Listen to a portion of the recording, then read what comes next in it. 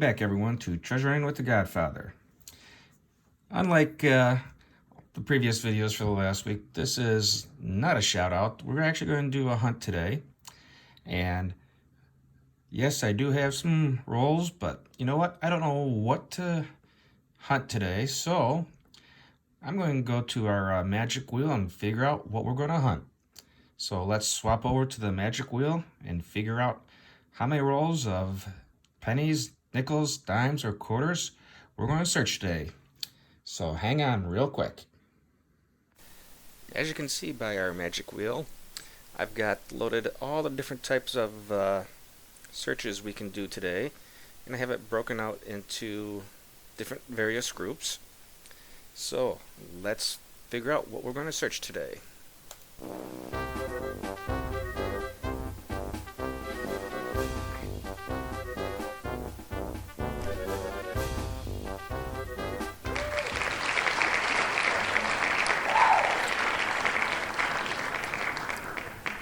And it looks like we're going to do a roll of nickels when we're going to nickadate a roll of buffalo nickels. So let me get that all set up and we'll dive right into the nickadate process. So stay tuned. Well, here we go. Here's my buffalo nickel collection right now. Yeah, let's take a look at it here. We're missing the 1913S, 14D, 15S, the 18S, 19S, the 21, 23, 24S, the 26S. Oh, look, we got 27D and 27S that we're missing.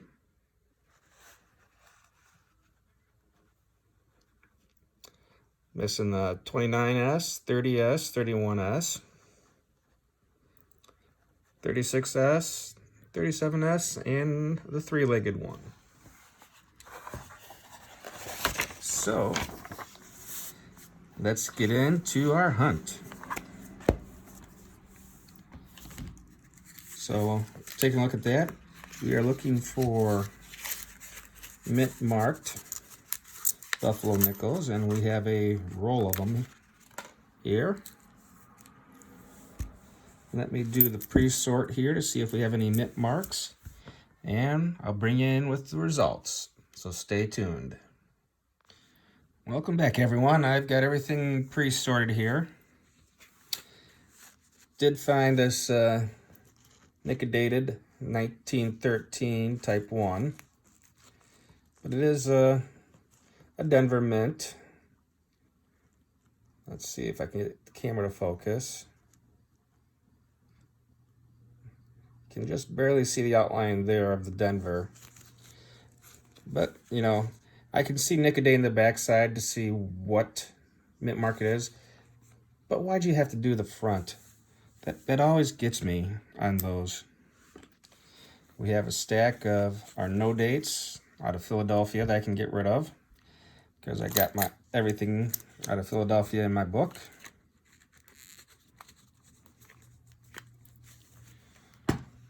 And we got our partial date tube here, which ended up to be, you know, eight buffaloes. That's not too bad for partial dates.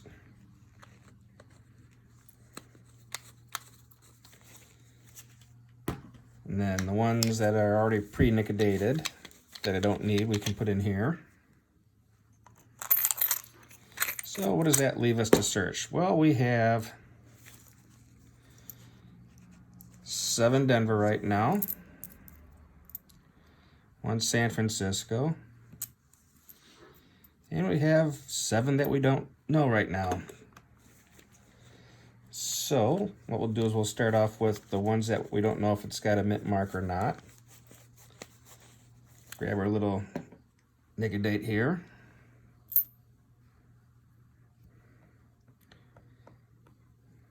This one looks really nice and toasty. Take a look at how worn this one is. I don't know if we're going to get anything off this one, but you never know. Let's add a little bit of nickadate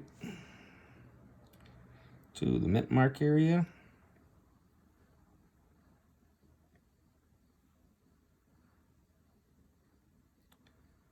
There we go.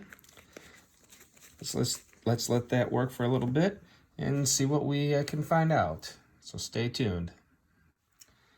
Well, so far we got all out of Philadelphia. I want to bring you in on this really worn down one here. Take a look at how well that cleaned up the 5 cent area. You know what, for fun, we're going to do the date area too. But we have some more here that we got to figure out what their mint marks are. So let me grab the nick of date here.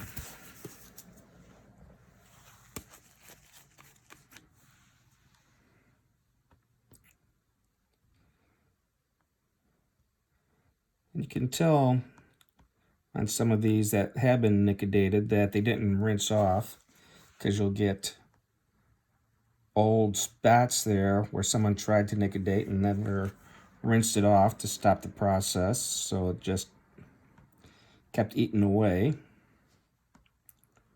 There we go. We'll take a look at these in a minute. Make sure we got the 5 cent area covered so we can see if there are any mint marks there.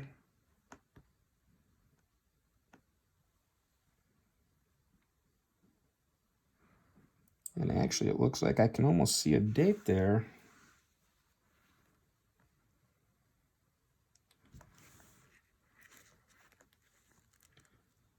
Yeah, I can see a date on this one already. Let's see if I can get the... Yeah, let's just rinse this off since it's already come through. And that's how fast this works sometimes.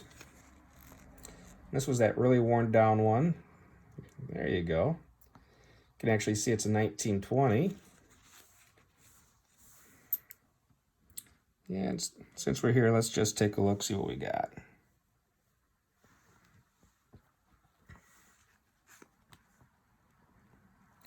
And this one here looks like it's got a mint mark. I'm gonna have to take a look at it under my loop to see what I can see off that one, because sometimes they're hard to see.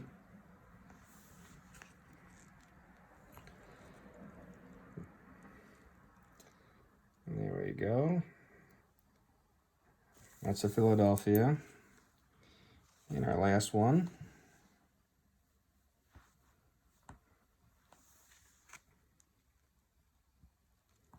Looks like there might be something there.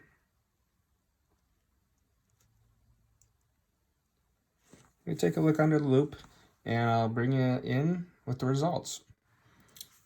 Well, this turns out that it's just a normal Philadelphia.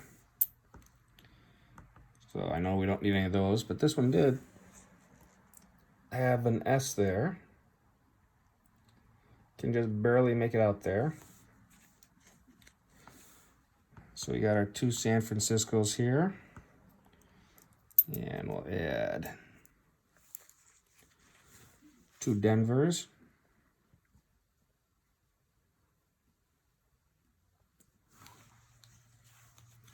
Grab our good old nick of date.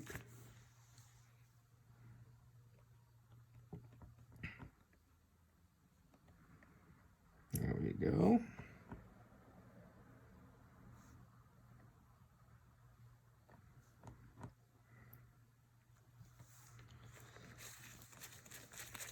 And this nick of date stuff, like I said, doesn't cost much. I've made, I don't know how many videos where I've been playing with the nick of date on these nickels, and this bottle just seems to last forever. I think I got through maybe 8 rolls of Buffalo nickels so far, and I got 1 more left. And I still have almost a full jar of nick of date here, so let's let nick of date work on these nickels, and we'll see what we have. So stay tuned. Well, it came out pretty good. We got a 17. Let's see, there you go. You can see the 17 there. It's out of Denver. Then we have this one here, which is the 1919 out of Denver. Have all those. This is our San Francisco one here. This was, there you go. You can see the 16, San Francisco. But we have a hole filler here, San Francisco. And you can right there see it's a 1919, the way the light's hitting it. And there's that San Francisco mint mark right there. So we have a hole filler, which is great. And we have 5 more Denvers to go through for this hunt.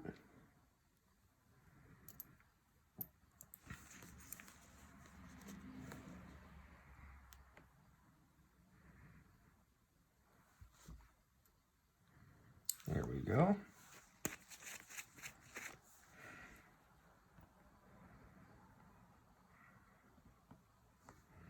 And that one I can start seeing already because of the nick of date. So we'll just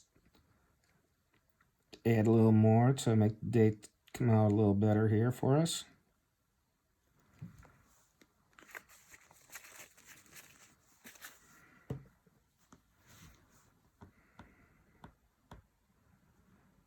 There we go.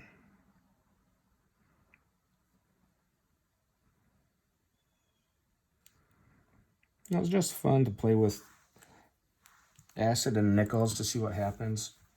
So let me take a look at these after this sits for about 10-30 seconds, and I'll bring you in with the results. Not too shabby today. Got 1915 there. You can barely see it. These are all out of Denver. You can see the 15 better on this one.